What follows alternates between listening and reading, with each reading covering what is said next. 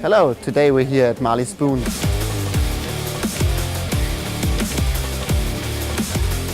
Julian will get us some insight about the company and how everything started.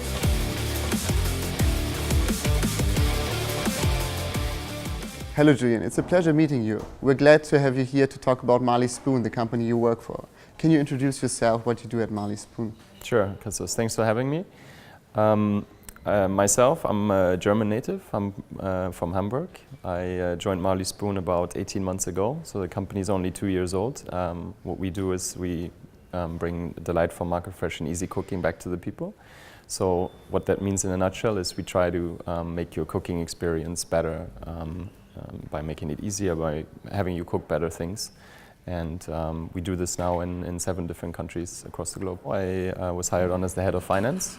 That's my professional background is in finance. That's why I studied. That's why I worked before. For now a good 9 or 10 months, I also do operations. So I'm head of finance and operations for Marley Spoon.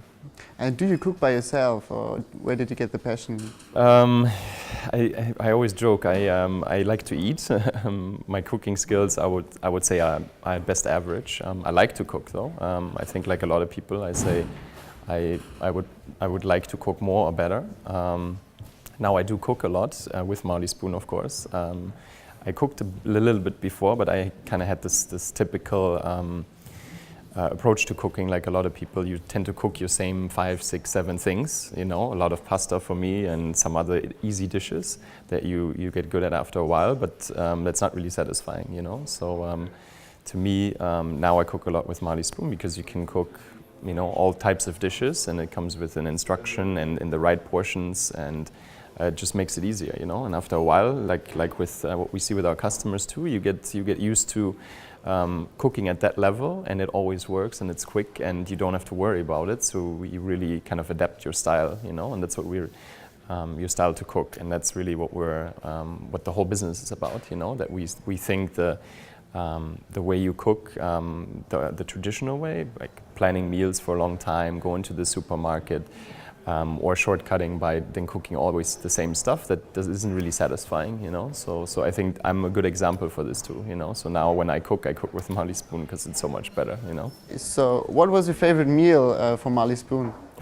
Wow, I have a pile about this big. Probably 60 times I cooked Marley Spoon in 1.5 years. So I have a tendency for a lot of the risottos we do. I usually pick. I love curries. I'm really, you know, customers with us can actually leave food preferences.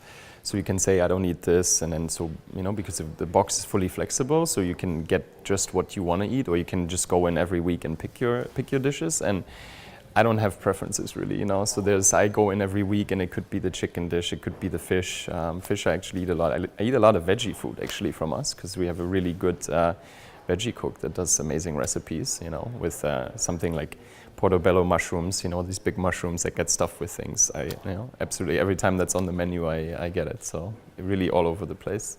So it's easier and it gets healthier to cook at home. Yeah. I think so. Yeah, I usually look at the veggie stuff first, then the fish, then the meat. You know, everyone eats enough meat, so, and I usually find something in those. And how do you create the meals? Thankfully, it's not me. You know, so if you say you as the company, we have a test kitchen right around the corner here. So we have teams, you know, we have country teams. I mean, in Berlin, it's easy to get people from, we operate in the Netherlands and the UK, so we have locals, we have chefs, trained chefs, that come up with the meals. We do a lot of test cooking here. Almost every day there's something coming out of the kitchen, so we do the test cooking here. We retest it with amateur cooks, let's say, you know, so the chefs do it on their own. That's when we refine the tasting, and then we retest it to see the instructions that they work. We recook it for the photo shoots. You know, everything is done here, so we do it all in house because we really believe that that's part of a core. That's kind of the heart and soul of the business. You know, so we don't want to give that out and just buy recipes somewhere. How big is the market for personal cooking? It's huge. That's part of the draw to you know, why the founders came up with the idea and come up with. I mean, everyone says everyone eats, sure, you know, but people spend hundreds of billions in supermarkets, and they spend, you know, maybe a slight majority on things like, that you can just, what we call pantry, like just your standard products like cornflakes and milk and so on, but they spend a lot of it on cooking as well. It's as high as 40% in some of the countries we operate in. So, I mean, the market is absolutely, gigantic. And what's really interesting for us, and that's, why we came up with this idea, is that it's hardly online. Everyone still goes to the supermarket the old traditional way, and I think it's, depending on the country, it's 1 or 2% online, the market, but it's the biggest market and it's the last market that's not switched to online yet. And we believe with concepts like ours, where you really take a problem away that people have, where you make, the use case of cooking so much better this way, then people will switch to how they buy today in the supermarket to concepts like ours. A lot of the viewers are interested in building their own company. How did the market size affect your investors? Was it easier or harder? I think, I think it was easier because, the market is big. I think investors, venture capitalists, they do recognize it's one of the last kind of frontiers, that isn't, like if you do another startup around, I don't know, e-commerce, books, or electronics, you're like 10, 15 years too late, or more. So I think the industry in general has attracted a lot of investment, and it made it a little easier. On the other hand, though, the fact that there's a lot of money out there doesn't mean that people throw it at you, So you still have to come up with a solid plan. You still have to present, as a team and show that you have a good team together. So it's, I think the interest is there, but that doesn't alone get you over the finish line, So. When we have a look at the financial side of the business, you entered the market in Austria and you acquired a new company. How was this process, and how does it look like? Yeah, well, the process, it started in this particular case, it started inbound. So we had, I think Koch Abo at the time was approaching a state where, they were looking for an investor. So they approached us too to see if we were interested. For us, I think this was last summer, so about a year ago, I think, when those conversations started. And I think it made a lot of sense for us at the time, because we were, as a company, we were in the position that we saw the model that we were working in was really working. It worked, we were in the Netherlands and Germany already. So markets close by, culturally, I would say, and taste-wise and so on, not all that different. There are differences, sure, but so I think as a company, we're at the right point of seeing, okay, the concept works. We were thinking about going to Austria anyway, because it's right there. It's German speaking. It's not a lot of adaptation you need to do to your website and to your menu, maybe a little bit, but not that much. And so it was a coincidence that they approached us, and then we thought, we met the team, of course. We looked at the numbers, did a lot of due diligence. We're in Vienna a few times to meet them. And really, we liked the team. We saw that, from customer behavior and so on, it was a healthy business, that was just maybe stuck in a little too small market, and it didn't find investors to expand on their own. So I think it made sense from all those perspectives, and I think we also learned from them. At the time we were barely a year old, and Koch Abo had been in the market for over 3 years. So we could also use the opportunity to kind of learn from their experience that was longer than ours. So from all those aspects, it made sense. And obviously, we got a good price in the end too. So otherwise, you don't do it. But. How many people work at Marley Spoon? So here in Berlin, which is headquarters, global headquarters really, we have around 80 people. We also have a small office in Vienna. We have a larger office in Sydney and New York. So it's probably, a little over 100 people in office jobs. And then we have by now 8 facilities where we produce the boxes in 6 countries. And there's, a few hundred people working there, really actually preparing the boxes, How do you hire hundreds of people in such a short term? A very good question. To us, that was really when we kind of sat together at the beginning of the year last fall, and we really could see the business growing, and we really thought, okay, the scaling of the business is going to be the biggest challenge here for the next year and a half. It's not, I don't want to make light of other business models, but it's not just an app that, when we have more downloads and we get more servers, and physical thing. It's a physical thing, right? And it's a perishable good, and it's something that people put in their bodies, you know. So I mean, the quality has to be there, and it doesn't scale automatically, you know. So in a lot of different functions, and hiring is a big part, you know. So for example, we do all our production, as we call it. So in the fulfillment centers, putting the boxes together, we do it ourselves everywhere, because we think it's really important that to be in control of the quality, you know. So the tomato comes in, we check the tomato ourselves, we count it, we put it in the right portion sizes, put it in the dish bags that then end up in the boxes for the customer. You know, we want to be, so we tell our associates who do that they are the ultimate gatekeeper for the customer experience, you know.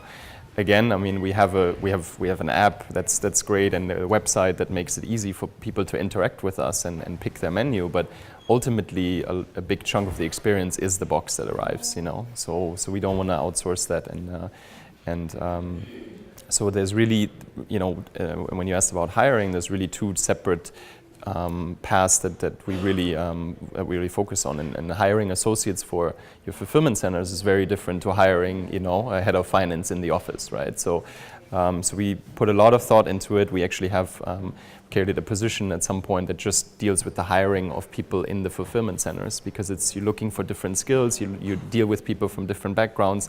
People are motivated differently, you know. So we spend a lot of time on it, and office hiring the same. I mean, we have you may have seen here in the office, we have our values on the wall. So we make very structured interviews that we really refine the process all the time to make sure that people they have the fit, you know. So I think by now, people do tend to know us when they know Berlin startup and they want to work here. So we do get some inbound interest, but we also do a lot of outbound, you know. It's a classic, you go through LinkedIn or headhunters sometimes too, to find the right people, and we get a lot of comments on our hiring process that people say they talk to 4 or 5 different people, kind of similar questions, but very broad in terms of our values and what we do, and to also give, you know, people that we interview a very good impression of what it would be like to work here, you know, because it's two ways, right? They need to pick us and we need to pick them, right? So it's a time, I mean, Fabian here, our CEO, says we should, most of the management should spend close to half of their time on hiring. That's probably for some of us a bit aggressive, but it's a good kind of guiding star that, you know, it's that important, and we want to spend a lot of time, and it's probably the best time you spend every week is to make sure that the team that people you work with are really up to that level. What's more important, culture fit or skill fit? For us, it's really it's culture fit, I think. So, and I'm including in culture fit things like, you know, that what we ask for is like, you love to learn, you're creative, and you can come up with solutions to hard problems. You know, that to me is part of it's more of your DNA than really, did you learn finance or did you learn that particular programming language? You know, that to me is really, in the end, is not that important. It's important for some jobs more than others, but it's really, you can learn new things, you know. So, and if you can prove to me that you have the ability to learn, then I think that's more important than that you already know something that you should be doing here at Marley Spoon. What are the plans for the next years? Last year you expanded to the US market, and you partnered up with Martha. How did this work, or where did you know her? Did you acquire her, or did you contact her? Yeah. So you asked about plans. So I think regionally we're now in 7 countries, including all of the US now. We most recently opened a facility in Dallas, Texas, which means you can also, we had 2 facilities on the 2 coasts, and now you can basically cover most of the country from those 3 facilities. So I think regionally we're not expanding much more than this. We recently opened Belgium here, which we're serving out of our Dutch facility. So from that angle, I think regional expansion, we've bitten off enough to chew for some time. There's a lot of room to grow in those markets. We have hundreds of millions of potential customers there. Martha in itself it's been a process for probably a little over half a year to bring her on board, and the initial connection came actually through our culinary director in the US. So that's the position that basically designs the menus. We have one here in Europe, we have one in Australia, and one one in the US, and she had worked for Martha Stewart basically for 15 years, coming up with her recipes for blogs and for her magazines, and so that's the initial contact came through that. But really, Martha is this, I mean, she's been in business for, I don't know, for a long, long time, and she's very successful, and she's not going to pick, a business partner over some personal connection, right? So I think in our case, she really tried all the boxes over in the US, and she tried our box and had other people in her staff and in her family try the box, and she was really convinced of the product, So I think that in the end made the negotiations easier, because she, it's her name out there, right? It's always, so we also put it in the box name now, Martha and Marley Spoon, because it's really, she stands for it personally, so she needs to be convinced, So I think those two, there was a connection as kind of the initial way in, but in the end it had to, of course, we had to come to commercial terms, all that fun stuff, but if she personally wasn't behind, how we do recipes and how the brand was like, and what do we stand for and what are we trying to do, then there would have not been a deal, So all these things had to come together. Do you try to combine a personal brand with a company brand in other countries? Not yet. So I think Martha is a really excellent partner. Everyone knows her in the US. She's as famous as Coca-Cola, basically. I think she really speaks to our core target group, a bit more female, not too young, not too old. So I think she's a great spokesperson, and she has a great, millions of people following her anyway, looking for her for advice on recipes and cooking. So that makes a lot of sense. So let's see how it works there. The initial start of the partnership, which we only launched 2 weeks ago, is very promising. And if it works, she is famous in other markets too that we operate in, especially English speaking. So that would be a possibility. But could be in other markets. Maybe we follow with other people. But it's too early to tell. After 2 weeks. It's too early to say, that's a model. I think in Kochabo, because you were asking before, they were using a TV celebrity early on in their life. I forgot the name now. I'm not too involved in Austrian television, but I think it worked for them too. So I think the concept can definitely work. What are your future plans for Marley Spoon, for the company? So we talked about regional expansion. So it's really, not necessarily more countries, but really reaching more customers. I think there's a lot of room to grow that way. Overall, I think there's still, hundreds of things little things we can improve on. I think overall we're there. We're very competitive, offering great recipes. I think when you follow the news in our industry, I think a lot of times when there's tests between the different providers of these meal kits, recipe kits that we do quite well, So I think I like the position we're in, but we can still be, have more reach. I mean, we're not that known as a brand, So this is something what we're trying to do with Martha in the US, and grow more organically or through other partnerships in other markets. Overall, I think can still do more. We're just about to launch an Android app. There's really tons of things around the user experience that we can maybe offer more choice, better choice, really try to forecast better what the customer may want, offer you maybe more of a personalized menu choice, right? Today, I mean, we already have a lot of choice, more than 10 recipes on the website every week that change. But it could be more. It could be specifically tailored to you. Could lower the price in the future. Who knows, right? I mean, we should really make this more accessible, because we really believe that it is the better way to cook. So I think it's going to be a mass product. So it's just about us. Our focus is really to kind of execute. Keep the quality, keep customers as happy as they are right now, and keep them coming back. And also still do that when we're 10 times or 100 times the size, So that's enough of a challenge as it is, And you have a lot of customers, and you want to get more in the countries you already are. What worked in marketing and what didn't? I think the food industry is a little bit special. It's not only online marketing; it's a little bit different. Yeah. I mean, it's a nice part of the business model. That it's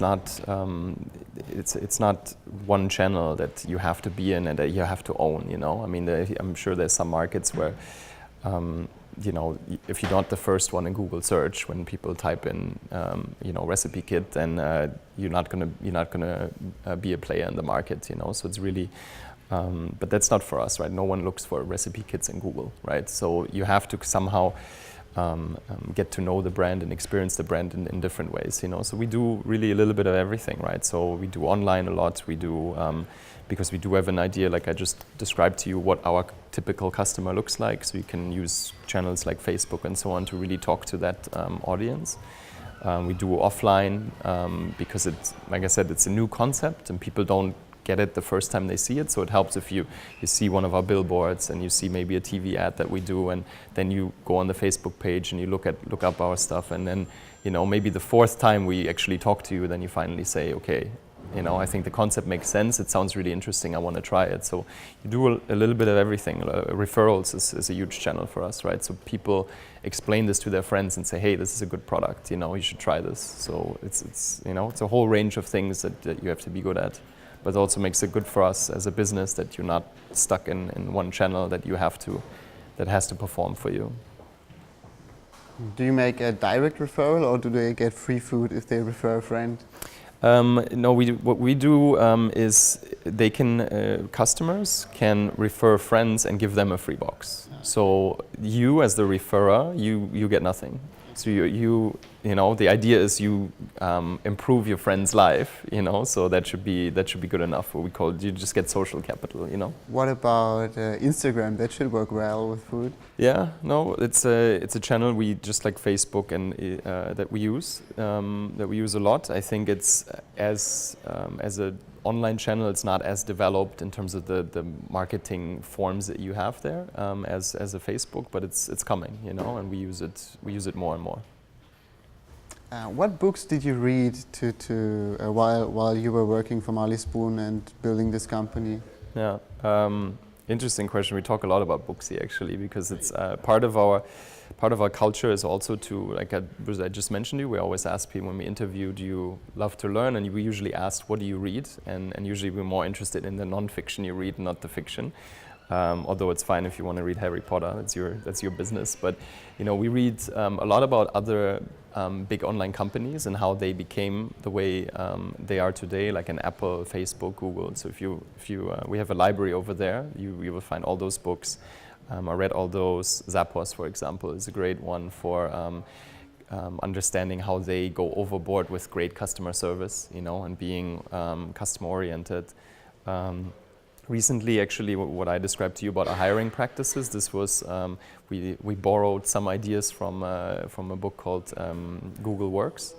And very interesting. I mean, Google has the reputation to do the toughest interviews and have really great people. You see people from Google get poached to Facebook, and you know, so that was one that we always wanted to understand and see what do they do, and they do it. You know, the idea of focusing more on culture versus skills is something that I think we always looked at both before, but we're now focusing even a little more. So it's a constant topic. What we do here is actually we have a Friday meeting, TGIF we call it, where we go through numbers and things going on in the company, and every once in a while, maybe every month or so, really anytime someone wants, they can present a book and talk to the rest of the staff about it and say why they liked it. Sometimes it's cookbooks or food books. You know, we have a few of those in the library too, and just then we buy a few copies so other people can read and learn that way too.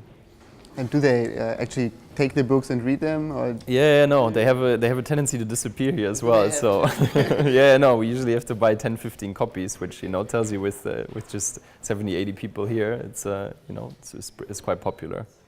Yeah, we wish you good luck with Marley Spoon, and hopefully you will reach all your goals. Absolutely, and I think I'm going to order a box and try to cook with my partner. Yeah, no, we deliver in Vienna, so please do. All right, no, thanks for having me. Yeah.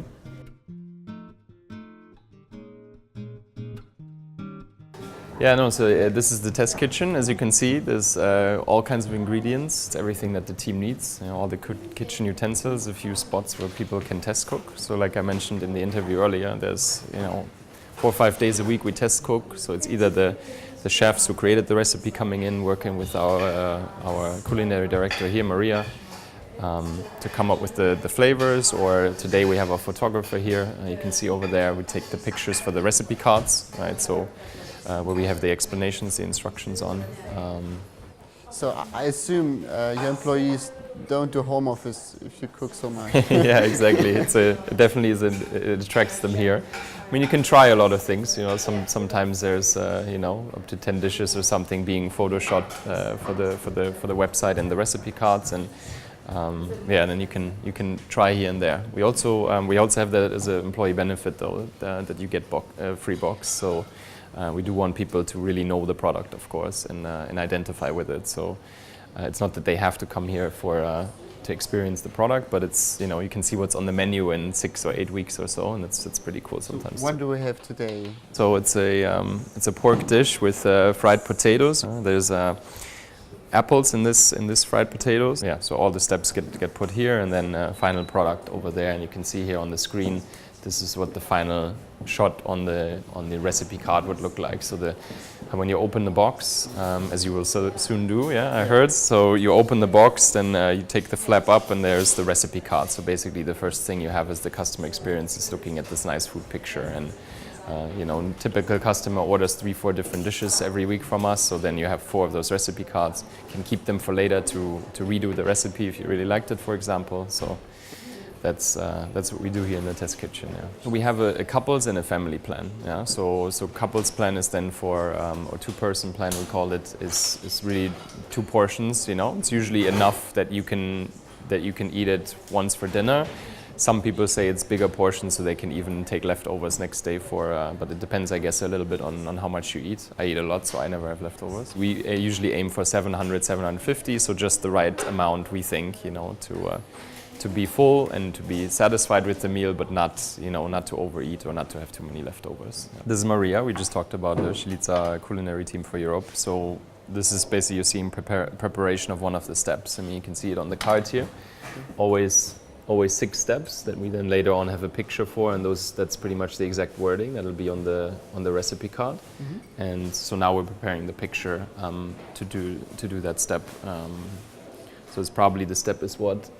Cut the potatoes and cook them. Every dish is at least tested 3 times. Mm-hmm. And for the photo shoots, we are not using any kind of plastic food. We really cook the food and everybody can actually eat it. Mm-hmm. Because it's very important for us not to throw everything away, but also just to show, okay, this is actually what you got. So you're not cheating the customer. I like you have something physical to do, and it's not just a digital product. It makes it tough sometimes too, to always ensure the quality, and tastes are different, of course, but it's I think it's a product that a lot of people can be passionate about. I mean, we talked about hiring before. We always ask if people have a passion for food, cooking, eating, like myself, right? So at one of those you should have, when we hire you. So if you apply here, you just should cook a little bit. Yeah, I mean, you don't. Like I said, I'm definitely an average cook, but you should at least, like I said, I try anything, in food. So I think you should have some kind of bigger connection to it to make sure you have a passion for what we do.